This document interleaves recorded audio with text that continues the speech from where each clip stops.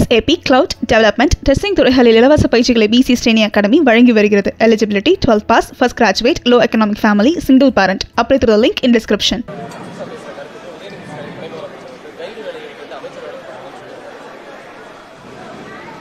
அதாவது ஒரு மனிதர் அவர் வகிக்கக்கூடிய பொறுப்புக்கு தகுந்த மாதிரி பேசுறாங்கன்னா அந்த மனிதருக்கு ஒரு மரியாதை கண்ணியம் இருக்கும், பொறுப்பு கண்ணியம் இருக்கும். இன்னைக்கு உதயநிதி ஸ்டாலின் அவரோட நடவடிக்கையை தமிழக மக்கள் பார்த்துக்கிட்டு தான் இருக்காங்க. ஒரு கேள்வி கேட்டிங்கன்னா நான் சினிமா செய்தியை பார்ப்பது கிடையாது, ஒரு தலைவரை பற்றி கேட்டிங்கன்னா கேட்காதீங்க. அமித்ஷா அவர்கள் பாராளுமன்றத்தில் நேற்று பேசிய பேச்சு வேண்டுமென்றே அவங்க திசை திருப்புறாங்கன்னா அதை திசை திருப்புவதற்கு இவர் ஒரு மெசேஜ். அதனால் உதயநிதி ஸ்டாலினாக இருக்கட்டும், யாராக இருக்கட்டும், அமித்ஷா அவர்கள் பேசின பேச்சை ஒருக்கா பாருங்க, என்ன சொன்னாருன்னு கேட்க. அம்பேத்கர் அவர்களுக்கு எவ்வளவு பெரிய பாவத்தை காங்கிரஸ் செய்திருக்கிறது அப்படின்னு பட்டியலிட்டிருக்காங்க.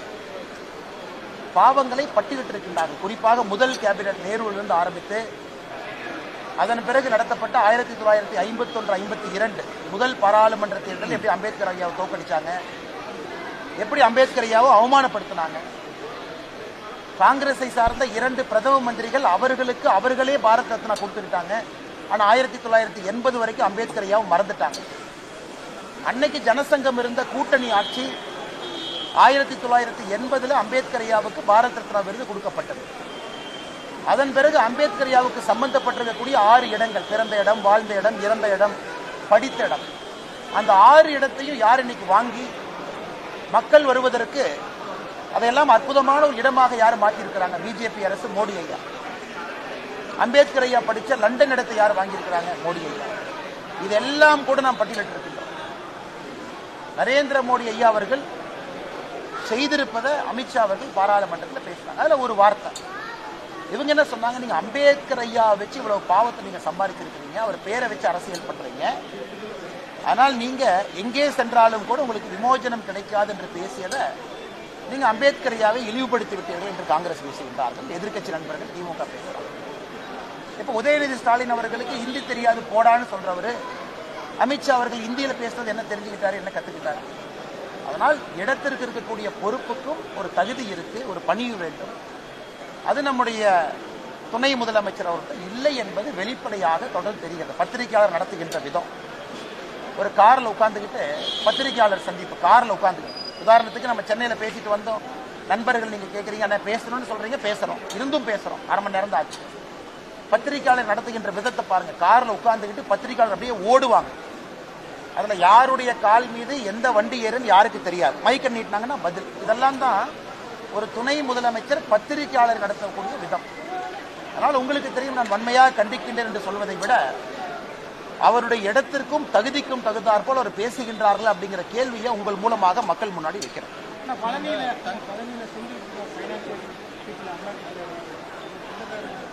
அமலாக்கத்துறையா இன்கம் டேக்ஸ்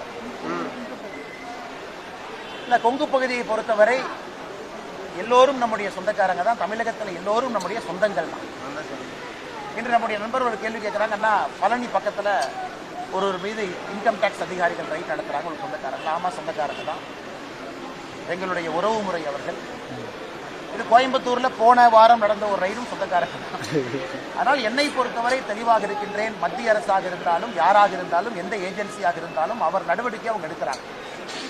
பாரதிய ஜனதா கட்சியினுடைய தலைவராக நான் எங்கேயும் குறிப்பிடுவது கிடையாது, யாருக்கையும் பேசுறது கிடையாது.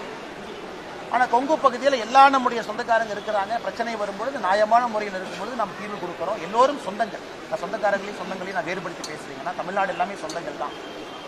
அதனால் யாராக இருந்தாலும் அரசு எந்த நடவடிக்கை எடுக்கிறதோ அதுக்கு அவங்க தன்னை உட்படுத்திக் கொள்ள வேண்டும். அதன் மூலமாக அரசு என்ன சொல்றாங்க அது எல்லோரும் கேட்க வேண்டும். அதே விதத்தில் அரசு சொல்லக்கூடிய விதத்தில் தரப்பத்தில் நியாயம் இல்லை என்றால் உச்சநீதிமன்றமோ உயர்நீதிமன்றமோ செல்வதற்கு எல்லோருக்கும் ஒரு இடம்.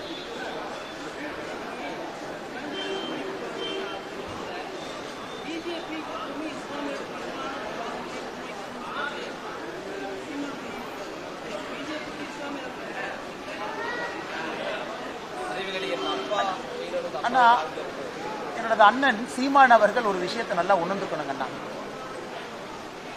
எல்லோரும் அப்பாக்கள் தான், எல்லோரும் தமிழகத்தில் அம்மாக்கள் தான், எல்லோரும் சித்தப்பா தான், எல்லோரும் பெரியப்பா தான். அதில் எந்த வித்தியாசம் இல்லை, நம்ம சொந்தங்கள் தான்.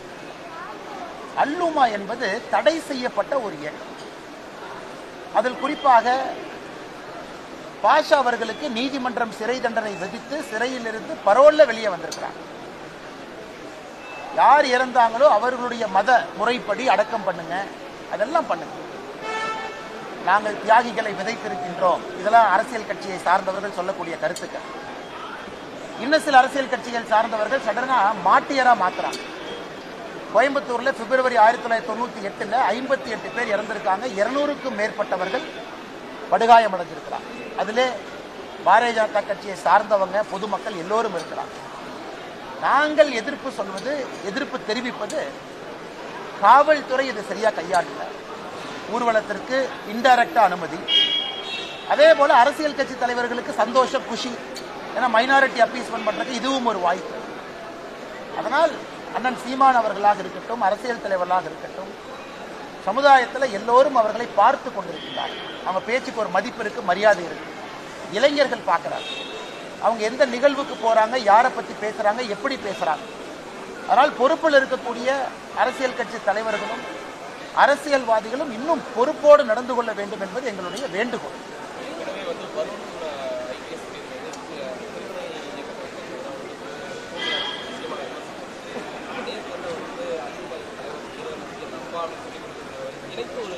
அண்ணன் சீமான் அவர்கள் நேற்று அல்லுமா அதனுடைய நிறுவனர் தலைவராக இருந்து பரோல்ல வெளியே வந்து கோயம்புத்தூர்ல 1998 பிப்ரவரியில் நடந்த தீவிரவாத தாக்குதலில் மிக முக்கிய குற்றவாளியாக இருந்து இறந்திருக்கக்கூடிய பாஷா அவர்களுடைய இறுதி அஞ்சலி செலுத்துவதற்காக போயிருக்கிறார். அதனால் நாம் தமிழர் கட்சி ஒரு ஆன்டி நேஷனல் கட்சியா கிடையாது. அதனால் நாம் தமிழர் கட்சி ஒரு தடை செய்யப்பட வேண்டிய கட்சியா கிடையாது. நான் சொல்கின்ற வாதம் எல்லாம் அரசியல் கட்சிகளுக்கு ஒரு பொறுப்பு இருக்கு. ஏன்னா இறந்து போன 58 பேருக்கும் அப்பா இருக்காங்கல்ல. நாம வந்து சொல்றோம் பாஷா அவர்கள் என்னுடைய அப்பான்னு அண்ணன் சீமான் அவர்கள் சொல்றாங்க. இறந்து போன 58 குழந்தைகளுக்கு அப்பா அம்மா இருக்கிறாங்க. அதிலே ஒரு இஸ்லாமிய குழந்தை இருக்கிறார் இறந்து போனது, அவங்களுக்கு அப்பா அம்மா இருக்கிறாங்க. அதனால் அவர்களும் அப்பா தானே. பாஷா அவர்கள் அப்பாவாக இருந்தால் 58 பேர் அப்பா தான், 200 பேர் படுகாயம் அடைஞ்சவங்க அப்பா தான். அதையும் அண்ணன் சீமான் அவர்கள் பார்க்க வேண்டும். நான் சொல்றேன், நான் இங்கே ஒரு தடித்த வார்த்தையை பயன்படுத்த விரும்பலைங்க. அவர்கள் 2 முறை யோசிக்க வேண்டும், எங்கே அரசியல் பேசுவது, எங்கே அரசியல் செய்வது. கோயம்புத்தூருக்குள்ள வந்தா இன்னைக்கும் அது ஆறாத ஒரு ரணமாக, ஒரு வடுவாக, இன்னைக்கும் மக்கள் மனதில் ஒரு நீங்கா துயராக இருப்பது 1998 எல்லோருக்கும் தெரியும். அதனாலதான் கோயம்புத்தூர் பின்னாடி போச்சு. எங்கேயோ சென்றிருக்க வேண்டிய கோவை மாணவர் இன்னைக்கு தத்தளித்துக் கொண்டிருக்கிறது என்றால் இது ஒரு முக்கிய காரணம். இந்த குண்டு வெடிப்பு. இங்கே வர வேண்டிய வேர்ல்டு பேங்க் பிரான்ச் ஹைதராபாத்துக்கு போச்சு. நம்ம நிறைய பேசலாங்க. இன்வெஸ்ட்மெண்ட் ஆப்பர்ச்சுனிட்டி பக்கத்து மாநிலத்திற்கு போச்சு. ஒரு சேஃப் சிட்டி இல்லை என்கின்ற ஒரு பெயர். ஆனா இன்னைக்கு அரசியல்வாதிகள் எல்லாம் வந்து மாட்டை அரசு என்னுடைய அப்பா என்கின்ற வார்த்தையை பயன்படுத்தும் பொழுது அதை மக்களும் கூர்ந்து கவனிக்கிறாங்க. இதுல இன்னும் ஒரு படி மேல போய் எப்பொழுதுமே பாரதிய ஜனதா கட்சி இஸ்லாமியர்களுக்கு எதிரான கட்சி கிடையாது. இஸ்லாமிய சொந்தங்கள் பாரதிய ஜனதா கட்சியில் இருக்கிறாங்க. நாங்கள் இஸ்லாமிய பயங்கரவாதத்துக்கு எதிரானவர். இஸ்லாமியர்கள் எல்லாரும் நல்லவங்க எத்தனையோ பேர் இருக்காங்க, 99%, 100% கிட்டத்தட்ட இருக்கிறாங்க.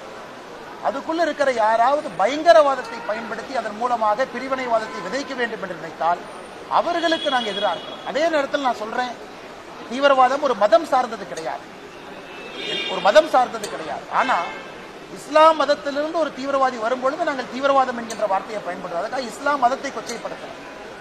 நாங்கள் இஃப்தார் விருதை பாரதிய ஜனதா கட்சி சார்பாக கொடுக்கின்றோம், கொண்டாடுகின்றோம், அவர்களோடு இருக்கின்றோம், உறவினோடு இருக்கின்றோம். ஆனா அது வந்து நம்முடைய பாஷா ஐயாவுடைய இறுதி இதுக்கு நான் போவேன், அங்க போய்தான் நான் அதை சொல்லுவேன் அப்படிங்கிறது சீமானன் அவர்கள் திரும்ப யோசிக்கணும்.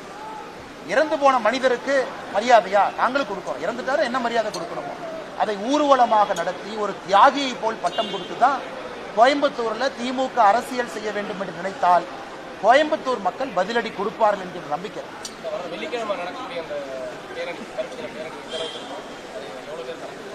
பாரதிய ஜனதா கட்சியை பொறுத்தவரை உங்களுக்கு தெரியும், இன்னைக்கு பாஷா அவர்களுடைய இறுதி ஊர்வலத்திற்கு நாங்க யாரு வேணாலும் கலந்துக்கலாம், யாரையும் தடுக்க மாட்டேன்னு சொல்லக்கூடிய காவல்துறை எப்படி வெள்ளிக்கிழமை நடக்கக்கூடிய பேரணிக்கு என்ன பண்றாங்கன்னு நீங்களே பாருங்க.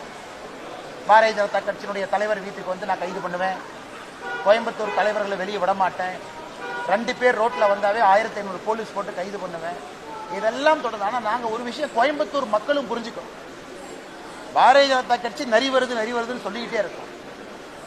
அது உங்களுக்கும் தெரியும், அது மக்களும் இங்கே உணர்ந்து கொள்ள வேண்டும்.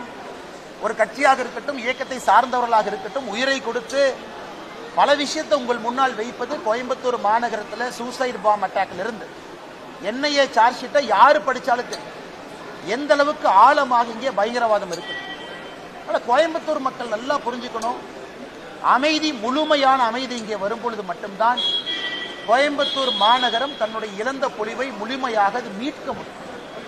ஆனா இன்னைக்கு இருக்கக்கூடிய அரசியல்வாதிகள் பேசுற பேச்சு நீங்களும் பாக்குறீங்க. அதே தேர்தலில் நாங்களும் நிற்கிறோம், எல்லா விதமான கருத்துக்களை பார்த்து நீங்க ஓட்டு போடுறீங்க.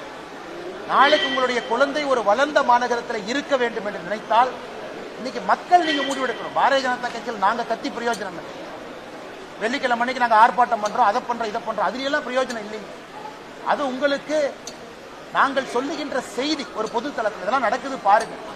ஆனா மக்கள் நீங்க முடிவெடுக்கணும். மக்கள் நீங்கள் தேர்தலில் வாக்களிக்கும் பொழுது எந்த கட்சி உங்களோடு இருக்கிறது, யார் பயங்கரவாதத்துக்கு எதிராக இருக்கிறார், யார் இங்கே என்ஐஏவை கொண்டு வர வேண்டும் என்று சொல்லுகிறார், அதை மக்களும் யோசிக்க வேண்டும் என்பது என்னுடைய அன்பான வேண்டு. அண்ணா ரொம்ப கேட்கிறேன் சார், ஒரே நிமிஷம் வந்துட்டு.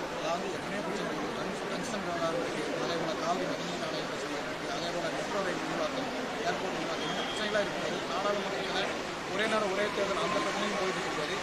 அம்பேத்கரை மட்டும் பற்றி இவங்கெல்லாம் எதிர்கட்சியில் ஒரு அணிக்கு திரளுக்கு என்ன காரணம்? கடந்த கால சோழர்களை பற்றி தான் அமித்ஷா பேசிட்டு இவங்கெல்லாம் ஒரு அணியில் திரண்டு பேசுவதற்கு என்ன காரணம்? ஆனா இன்னைக்கு அவர்களிடம் மக்களிடம் சென்று வாக்கு கேட்பதற்கு எந்த விஷயமே இல்லைங்கண்ணா. ஆரோக்கியமான விவாதம் செய்து நாங்க மக்களுக்கு இதை செய்யறோம், இது எங்களுடைய ஆல்டர்னேட் டெவலப்மெண்ட் மாடல், பிஜேபி இல்லாம எங்களுக்கு வாய்ப்பு கொடுங்க, நாங்க உங்களுக்கு இந்த மாதிரி ஒரு பொருளாதாரத்தை கொண்டு வர்றோம் கிடையாது. பேசுவதெல்லாம் ஜாதி, பேசுவதெல்லாம் இன மொழி பிரச்சனை, பேசுவதெல்லாம் வடக்கு தெற்கு. நீங்களே யோசிச்சு பாருங்க, கடந்த 1 ஆண்டு 2 ஆண்டு காலமாக எதிர்கட்சி நண்பர்கள் பேசக்கூடிய வாதத்துல இதை தவிர புதுசா என்ன இருக்குன்னு பாருங்க. எக்கனாமிக் குரோத்தா கிடையாது. நாங்க தமிழ்நாட்டுக்கு இந்த திட்டத்தை கொண்டு வருவோம் என்று 40 திமுக எம்பி பேசியிருக்காங்களா? இல்லை. என்னைக்கு திரும்ப திரும்ப அமித்ஷாஜி என்ன சொன்னாங்க, அம்பேத்கர் ஐயா, நான் சென்னையில சொன்னாங்கன்னா, அம்பேத்கர் ஐயா எனக்கு கடவுள், அவருடைய வழிப்படி அரசியல் செய்கின்ற மனிதன் நான்.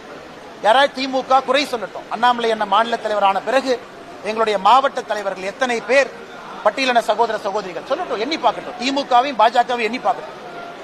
பொதுச் செயலாளர்கள் பாரதிய ஜனதா கட்சியில பட்டியலினத்தை சார்ந்த பொதுச் செயலாளர்கள் சகோதர சகோதரிகள் எத்தனை பேர் இருக்கிறாங்க, திமுக எண்ணி பார்க்கட்டும். நான் தலைவராக இருக்கும் பொழுது இங்க இருக்கக்கூடிய கட்சி எல்லோரும் சேர்ந்து இதை பயணிக்கிறோம். இதற்கு முன்பு அது நடந்திருக்கு. இன்னைக்கு நான் திமுகவை குறை சொல்றேன், திமுக என் மீது குறை சொல்லட்டும், சுட்டி காட்டுறேன். திமுகவுடைய மாவட்ட செயலர் நாங்கள் சுட்டி காட்டுறோம், எத்தனை பேர் பட்டியலின சகோதர சகோதரிகள் மாவட்ட செயலாளர், 35 அமைச்சர்கள் 34வது பட்டியலின சகோதர சகோதரி, 35 பட்டியலின சகோதர சகோதரி, 27 பட்டியலின சகோதர சகோதரி, 32, 27, 32, 34, 35 வாரண்ட் ஆஃப் ரெசிடென்ஸ். ஏன் பட்டியலினத்திலிருந்து யாருமே சகோதர சகோதரி பினான்ஸ் மினிஸ்டர் வர்ற தகுதி இல்லையா, உள்துறையில் வர்ற தகுதி இல்லையா, இல்ல அவங்க ரூரல் டெவலப்மெண்ட் வர்ற தகுதி இல்லையா, இல்ல 50,000 கோடி ரூபாய் பட்ஜெட் ஹேண்டில் பண்றது அவங்களுக்கு தெரியாதா? இதைத்தான் அம்பேத்கர் எதிர்த்தார்.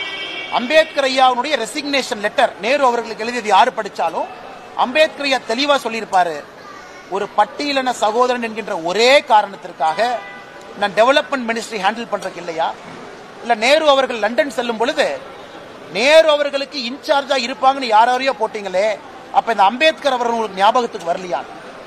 காங்கிரஸ் கட்சி செய்த மிகப்பெரிய துரோகமே அம்பேத்கர் அவர்கள் பட்டியலினத்தை சார்ந்தவர் என்கின்ற ஒரே காரணத்திற்காக அண்ணே வைஸ்ராய்ஸ் கவுன்சில்ல இரிகேஷன் எக்ஸ்பர்ட் அம்பேத்கர் ஐயா, சரித்திரத்தை படிக்கணுங்க எதிர்கட்சி நண்பர்கள். வைஸ்ராயினுடைய கவுன்சில்ல இந்தியாவுடைய சுதந்திரத்திற்கு முன்பு இந்தியாவுடைய பல dam internal irrigation is an expert.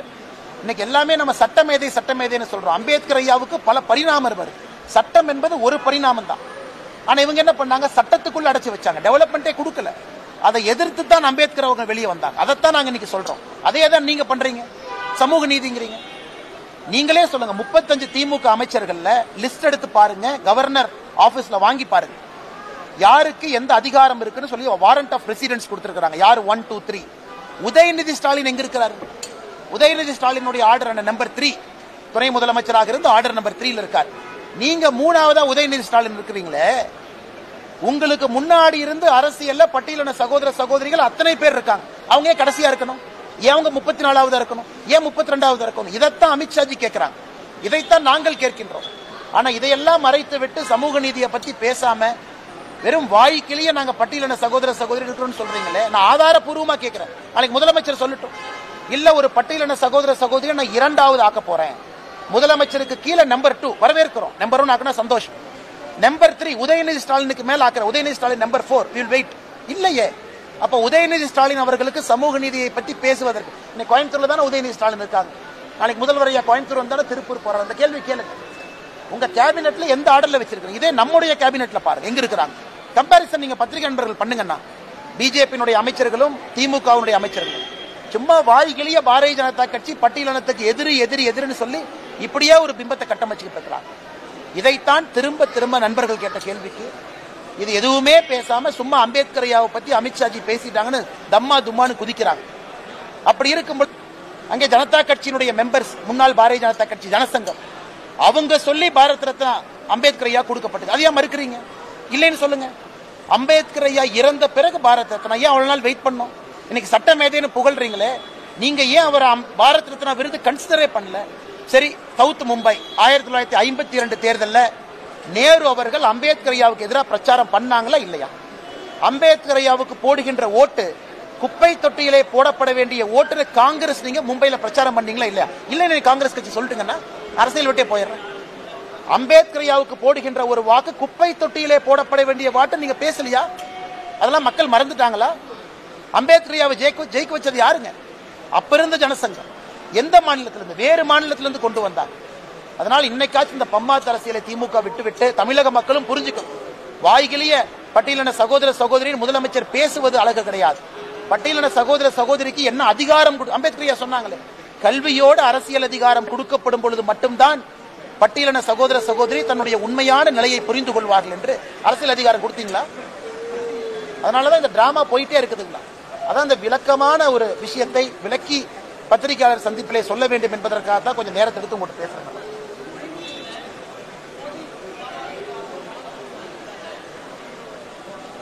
Sadiq பாஷா போதை கடத்தல் சர்வதேச கள்ளக்கடத்த கும்பல் தலைவர், நேற்று நான் ஒரு அறிக்கை கொடுத்தேன். தமிழ்நாடு டெக்ஸ்ட் புக் கார்பரேஷனுக்கு டெக்ஸ்ட் புக் சப்ளை பண்ணியிருக்காரு. பாத்தீங்களா ஈடியோட சார்ஜ் ஷீட். ஸோ சர்வதேச போதை கடத்தலுடைய தலைவராக இருக்கக்கூடிய சாதிக் பாஷா தமிழ்நாடு டெக்ஸ்ட் புக் கார்பரேஷனுக்கு சப்ளையருக்கு சப்ளையர். அப்ப நான் நம்ம ஊர்ல கல்வி விளங்குமானே? நம்ம ஊர்ல ஏதாச்சும் அரசு பள்ளியோ தனியார் பள்ளியோ ஆரம்ப பள்ளியோ விளங்குமா? சர்வதேச கடத்தல்காரர் இருக்கு. அதனாலதான் எல்லா இடத்துலயும் பாத்தீங்கன்னா இன்னைக்கு உங்களுடைய பத்திரிகையில காலையில பார்த்தேன், உங்க பத்திரிகையில கோவை மாநகரத்துல எத்தனை கல்லூரிகள் இன்னைக்கு வந்து கஞ்சா புழக்கம் அதிகமா இருக்கு ஒரு பேஜுக்கு எழுதிட்டு. உண்மைதான். அது எப்படி திடீர்னு வந்து சித்தனால இல்ல. கோயம்புத்தூரை பொறுத்தவரை இந்தியாவிலே இது கல்வி நகரம். இந்தியாவில எந்த ஒரு மாவட்டத்திலும் இங்க இருக்கக்கூடிய கல்வி கூடங்களை போல் எந்த ஒரு மாவட்டமும் கிடையாது. Coimbatore is number 1 educational hub, individual institution இது நம்பர் 1ங்க. அப்படி இருந்து என்ன நீங்க பண்ணிருக்கீங்க? அதனால் நீங்கள் கண்டிப்பா உங்க பத்திரிகையில் நீங்க எழுதியிருக்கிற வரவேற்கிறேங்கன்னா அரசு நடவடிக்கை எடுக்கணும். நான் அமித்ஷா அவர்களுக்கு கடிதம் எழுதியிருக்கின்றேன் அதிகாரப்பூர்வமாக. கோயம்புத்தூர் மாநகரத்திற்கு NIA வரணும், NCB வரணும், அதை நாங்கள் கொண்டு வருவோம். தேர்தல் வாக்குறுதி கொடுத்திருக்கின்றோம். கடிதம் எழுதி 1 மாசம் ஆயிடுச்சு. அதற்கான சாத்தியக்கூறுகள் அவங்க ஆராய்வாங்க, என்ன பண்ணணும்னு அவங்க யோசிப்பாங்க. எனக்கு நம்பிக்கை இருக்கு. அதை கோயம்புத்தூருக்கு சொன்னபடி நாங்கள் கொண்டு வருகின்றோம். எங்களுக்கு உள்துறை அமைச்சர்கள் செய்வார்கள் என்கின்ற முழு நம்பிக்கை எங்களுக்கு இருக்கு.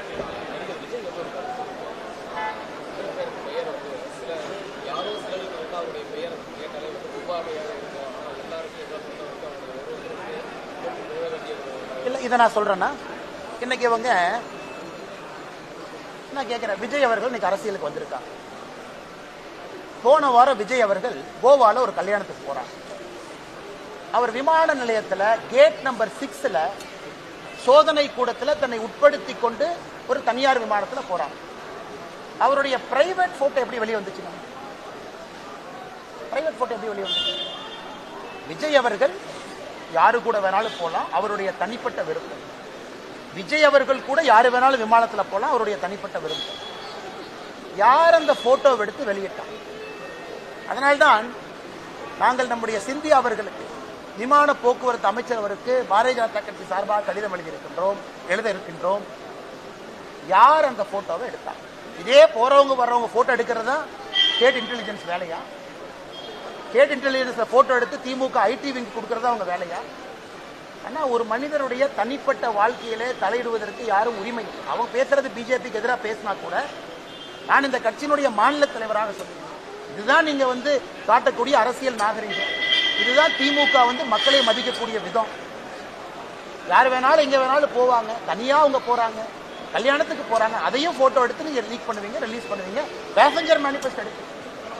அதனால்தான் விமானத்துறை போக்குவரத்து அமைச்சரத்துக்கு எழுதுறோம், சிசிடிவி எக்ஸாமின் பண்ணுங்க, யாரு போட்டோ எடுத்தாங்கன்னு புடிங்க, அவங்க செல்போன்ல இருந்து யாருக்கு அனுப்பிச்சாங்கன்னு எடுத்து எஃப்ஐஆர் போட்டு உள்ள தள்ளுங்க. இது முதல் விஷயம். இரண்டாவது உங்களுடைய கேள்வி, அண்ணா இன்னைக்கு நடிகர் விஜய் அவர்கள், தமிழக வெற்றி கழகத்தினுடைய தலைவர் அவர்கள், அவருக்கு தெரியும், அவர் உட்கார்ந்து அரசியலை பார்க்கணும், உன்னிப்பா பார்க்கணும். இத்தனால கொஞ்சம் சினிமாவில் பிஸியா இருந்தாங்க, அதனால 10 ஆண்டு காலம் மோடி ஐயா அவருடைய ஆட்சியை சரியா கவனிச்சாங்களான்னு தெரியல. இப்ப அரசியலுக்கு வந்திருக்காங்க, அதனால அவர்கள் கவனிக்கணும்.